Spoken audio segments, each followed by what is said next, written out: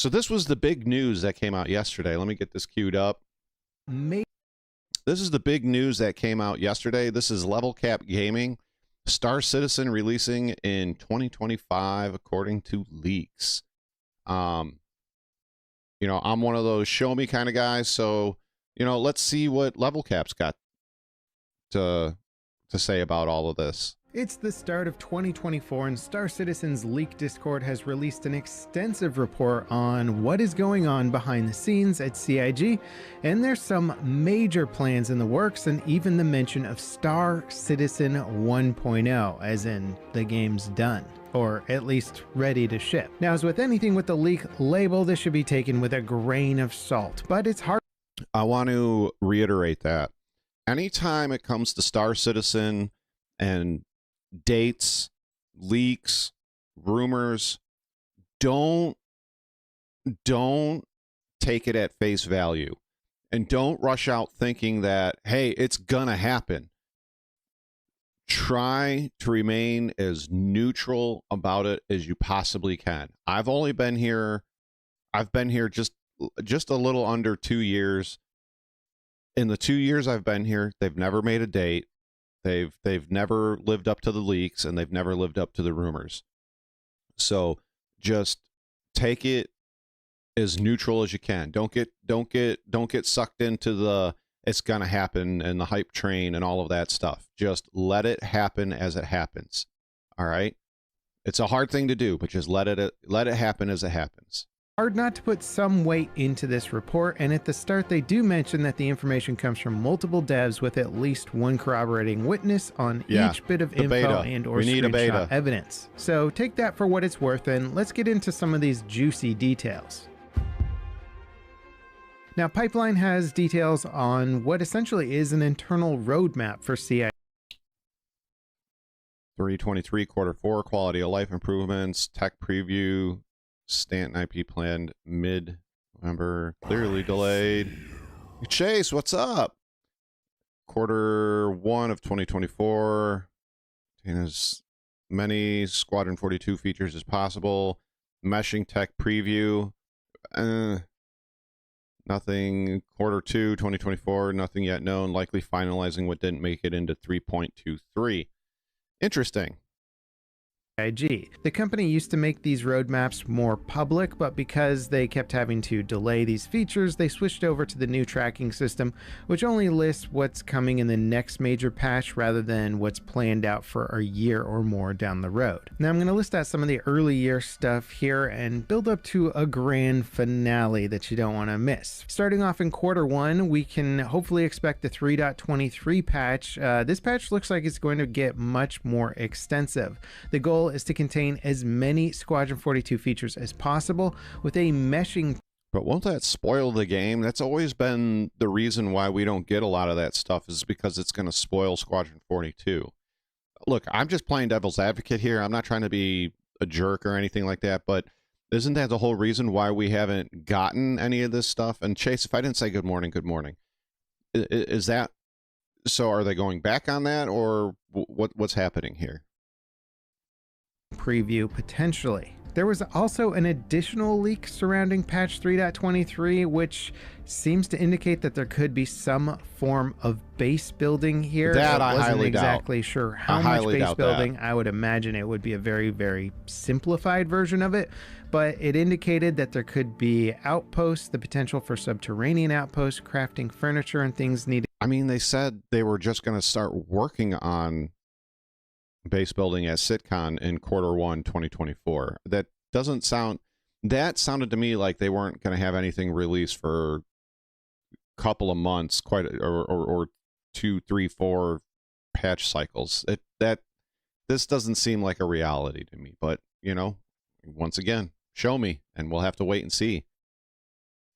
Needed to make them function and homey, and also potentially the ability to buy land claims with Alpha UEC. And we might also get DLSS 2 and FSR with that patch. Apparently DLSS 3 has been more challenging, so that will come later. but any GPU upscaling tech would mean major performance improvements. Wouldn't And as DLS wildly ambitious and whatnot as that require patch sounds, optimization of the game? It does seem like it Further would be in optimization line of the if game? CIG really does intend to release tons of these features this year. They got to start rolling them out fast. So maybe we'll get Possibly, base building JT. Q1. That would be pretty wild. I still then doubt we it. bump up to Q3, which would be Pyro. We already know that that is planned for the big 4.0 patch later this year. This would also include meshing, as in meshing's ready to deploy to the live server, resource network, and master modes. That all seems quite ambitious. Okay. So once again, I'm playing devil's advocate here, but they have repeatedly said that they've only got 4 or 5 ships done for master modes, like balanced and tweaked and whatnot. How are they going to get the other, 198 ships done by Q3 of this year? Let's take a big hit of hopium. Now, if server mesh, if they can get server meshing out, if they can get pyro out, if they left out master modes, I wouldn't be disappointed about that. I would not be disappointed about that at all. But yeah, I'm the PC. What's up, Marcus? How you doing? Everybody go visit Marcus and Pagan. I think Chase has got Chase has got a channel. Go check out Chase as well. Go visit those guys. Drop them a like or a follow on their respective channels, please, and thank you. I'm gonna say it again. Without guys like Marcus, Pagan, Canop, and there's a few other guys, and you know who you are, JT, Mason, and Chase. I wouldn't be where I am without those guys. So thank you to those guys. Big 07 to those guys as well. So here's the thing. If they do get server meshing out and into the PU, I don't think it'll be Q3. I think it's going to be Q4, so like November, December of next year. Be prepared for that to either sit in the PTU until they come back for break, so the following year, 2025. And if they do get that out to us from PTU to PU in that time frame, be prepared for it to be another 3.18 situation. Maybe not to that extreme, but be prepared for it to not work well and there to be and us to be having a lot of problems with that. I don't want that to happen, but it's a very likely case that that will happen. Okay, it's big tech, it's a big strain on their servers or server, so things are not gonna work as they are intended. So just be prepared for that to happen. All right. Says these systems are massive. I mean, as cool as base building is, it doesn't seem quite as monumental compared to some of these systems here. So that's exciting too. Hopefully they can hit that mark. Then in Q4, they listed out Planet Tech version 5. I'm not entirely sure what comes with that, but likely more evolutions to what was shown off at CitizenCon. Hopefully, planets flora still need and more fauna. work on rivers, specifically, water physics, fauna. atmospheric effects like rain. So it's probably finalizing. And fauna, for those of you guys that don't know, fauna is animal life. Flora is plant life. All of these planets, a lot of planets need more flora, and specifically, they all need fauna very badly. These planets are far too empty, and maybe with server meshing, their Planet Tech version 5 will actually be able to introduce, wildlife, dangerous wildlife. Planet Tech to some degree. Then we hop in a time machine and zoom ahead in time almost 2 years from now to 2025 Q4, with the goal being Star Citizen 1.0. which would contain 5 systems on launch, Stanton, Pyro, and 3 other systems, and a deeper... I think it was Ghost said, are we just going to skip over beta? Like, is that a thing? And in all of this, okay, they're saying 1.0 in Q4 2025. You know what I'm not seeing Death of a Spaceman. I think they're wising up and are understanding that their player base does not want Death of a Spaceman. I, on one hand, would like a version of it, but not quite as in depth as they went with it on their website. But a Tarkov-esque experience would be nice, you know, because right now, if I die, I don't get pissy about it. It's just like, oh, okay, well, you know, my respawn point's Seraphim Station. I'll just go and buy, you know, a couple of sets of armor. Oh, look, I don't have any guns here. I'll just buy a P4 off the rack, and I'm right back out into it. There's no like, oh my God, I just died. I lost all my stuff. I'm going to have to grind to get it back, or I didn't take the time to store extra stuff at this station. You know, this sucks.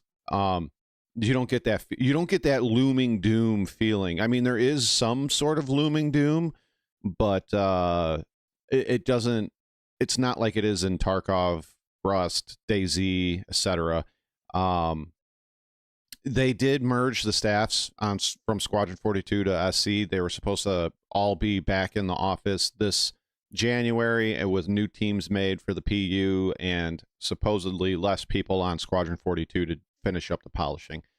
Is that true? We don't know. Has it been all the way implemented? We don't know. I'm sure we'll find out more with the first ISCs and starcitizenlove and all that other stuff. But, you know, like I said, I don't see Death of a Spaceman in any of that. So maybe they're getting rid of it. Maybe it's not going to be implemented. And if it does get implemented, it's going to be a very toned down version of what they wrote on their website. Imagine the salt. I had a cooldown of character death. Oh, yeah. Narrative experience. Now, obviously, this is the major bombshell of the report and almost a meme within itself, considering it's another 2-year-long timeline, which has been the running joke. 2 years, with guys. Star Citizen 2 years. Forever. 2 years now, from don't 2016. Get me wrong, I find this info extremely exciting, and that they want to internally shift all their resources over and ramp up towards a 1.0 launch. And if you're a fan of the game, this is basically just good news. It's more content, more polish, more features. It's all improvements. It's just a lot to get done in that period of time. Honestly, based on CIG's past progress, I mean, imagining them being able to polish off the Stanton system experience within that time frame seems, you know, like something that might actually just be challenging within itself. But again, that's based on the past, where most of the resources were focused on Squadron 42 and not the persistent universe. According to this leak report, up to around 300 devs have already been moved from Squadron 42 over to Star Citizen, and the remainder of the Squadron 42 teams have been restructured into strike groups to polish out the remainder of that game. Now, this report goes on to examine what Star Citizen 1.0 entails, and the writer also shares in the skepticism of all the goals being met by end of year 2025. So beyond what... See, that's, and I hate to keep pausing level here, but that's the thing that concerns me. They put up these lofty goals, yet if you followed this game for any length of time, you would know that they very rarely ever meet those goals. And when they do meet those goals, it's this is just a placeholder, and it's not anything that we expected it to be, you know. So just take all of this stuff in, try to remain neutral about it. Don't get emotional on one side or the other, like it's never going to happen, or, oh my God, Q4 this year, it's actually going to happen. We don't know. We're not to that point yet. We're never going to know until the day it actually happens, you know. So, you know, let's see what they can do. I really hope they can pull it off, but I have my doubts, and I'm going to try to be as neutral as I can about this. I don't want to hype myself up. I don't want to hype any of you guys up. I just want to play the game. And Marcus has always brought up something that has really resonated with me and stuck with me throughout my nearly 2 years of playing this game. We could be playing in the golden age of Star Citizen. We don't know when this goes to 1.0 if the options that we currently have in game are going to be restricted, meaning, you know, once skills come out, once specialities come out, if Death of a Spaceman comes out, we don't know. We could be very narrowly put into this game where you have to be an industrialist, or you have to be a pilot, or where you have to do certain things. You know, we don't know if their plan for not wearing armor to be in a pilot seat is going to still happen. You know, this game could be in its, even though it's not even, I couldn't even say it's in its infancy, because they're still developing it, but because where we're at in this game, we may see our gameplay restricted. We may see the tedium go up. We may see the time to complete things go up. We may see money, the amount of money we can make, go down. The ship costs go up. The component costs go up. The rarity of components and weapons go up. So try to play this game now and enjoy it for what it is now, because what we may get in a year or 2 years could be totally different than what we're playing now. What was already stated, what is Star Citizen 1.0? Well, apparently it would be a 10 times increase in the in-game that could be Pagan. That's a lot of activities and mission groups. I've seen previous plans for the increased mission scope of the game, but a 10 times increase is a lot any way you slice it. Then there's the new narrative experience, which is described as having a similar scope to Squadron 42, a handcrafted experience that will introduce players to basically the world of Star Citizen. So just real quick, once again, I'm pausing over and talking over level cap again, just to give you guys an idea. Okay, Star Citizen's first Kickstarter came out in 2012.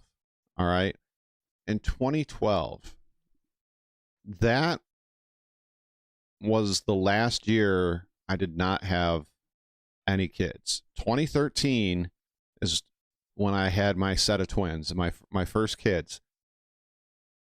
They are now going to be 11 this spring. I just started playing this when they were 9 years old. I could never imagine starting this game or pledging into this game the year before they were born, and it getting to the point where it is now, taking the span of their entire life. That's crazy to think about. It's really crazy to think about. And I feel bad for some of these backers that jumped in 2013, 2014, 2015, 2016, and have waited this long for the game to get to where it is. I mean, it's crazy. It's crazy. Handcrafted narrative that will serve to introduce players to the grander verse at an approximate 10 to 20 hours of gameplay. So a really long, you had twin boys in 2012. Very nice. Congratulations. I had twin girls. So they're going to have like they're going to have Squadron 42 light inside of the verse. That's odd, because that's not what that's kind of what they were going to, that's what they planned on doing in the Kickstarter. If you go back and read that, Squadron 42 is going to take place in the PU, just separate from the PU. So it's kind of cool that they did that.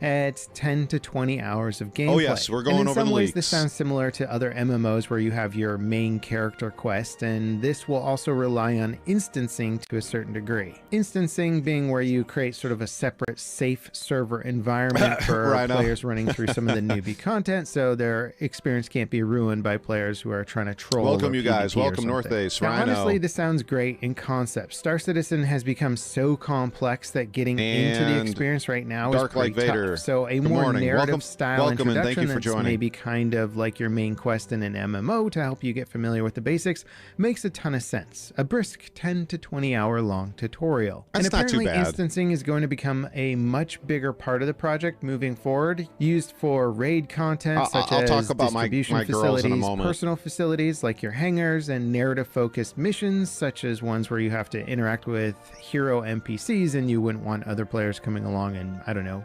killing them before you can finish the mission. Now, I hope all of this information is true. I've said in the past that I think Star Citizen needs to integrate more instancing systems. As much as I love the giant sim experience, the majority of players will want and need some sort of shielding from the always-on game world. And instancing is a really useful tool for this. Raids are probably the best example. If you start buying you want to get together parts with a group of friends and run some high-level missions. Well, you might run into some other players on your way to the mission, but once you land and get into an instance hangar bay. Now you're separated from the rest of the bigger world, and you can focus on the mission at hand rather than having to worry about somebody blowing up your ship on the surface while you're in an underground facility. This would also give CIG a lot more freedom in crafting out detailed narrative missions, since narrative content in a massive multiplayer server is extremely challenging, as was already shown by Siege of Orison and some of the other big game events. Small-scale events can have fun things triggered at just the right moments to great effect. Now that's some pretty juicy leaks for this start of the year. Honestly, it seems kind of in line with what CIG used to show us in terms of their upcoming plans for the game to sort of build hype, but it just sort of take that shot of tuna juice, and it's fermented today, so it tastes better. So this sort of seems like the internal indicator of their roadmap just being leaked to the public. And frankly, the 3.23 patch will give us a good indicator of how accurate, or I should say reliable, this information is. Again, this report cited that, these are internal goals, not like deadlines or anything like that, and that CIG, I would assume, is purposely not releasing this information officially because, it's a 2-year out deadline. They're notorious for missing deadlines. This is more of an internal development goal. And if anything, this leak makes for some fun reading and potential speculation. I will leave a link to the leak document down below if you guys want to read through it all for yourself. I think I covered all the major stuff here, though. If you enjoyed this video, don't forget to leave me a like, hit that subscribe button, ding the notification bell to beat the YouTube algorithm with me. And up next, if you want to watch another video on game dev stuff, I've started working on my own spaceship game. You can check that out here. We just started at the beginning of the new year, and the next devlog is coming out pretty soon. As always, guys, thanks for watching. I'll see you next time. This is Levelcap signing off. All right. Oh, hey, Astro. That's not how we play here. We got to go back. Okay. So let me share this with you guys real quick, and then I got a couple of things I'd like to cover before we might go into the next thing. So that was level cap and the juicy leaks, the juicy upcoming leaks. All right. So before we move on, just remember what we watched. It's all speculation. It's rumor. It's hearsay. It's however you want to, whatever and however you want to call it. Okay. That's what it is. So make sure that you don't go into this super hyped up or super negative. Try to remain neutral. I'm going to like that one as well. Try to remain neutral. Let it happen as it happens. And remember, as this game develops more and more, you may see the freedom that we currently enjoy in Star Citizen in the PU become more and more restricted. So if you're going to play, if you're going to put up with the bugs, exactly, Rakumo, if you're going to play, if you're going to put up with the bugs, if you're going to go out there and attempt to have a good time, just remember this. We may be playing the best version of Star Citizen we may ever get. Okay? And I don't say that because there are bugs, there are issues, but just remember that this could be the best version that we get as far as being able to do anything, everything, and nothing within the game without being restricted. So just remember that. Just remember that. Thank you, Level Cap.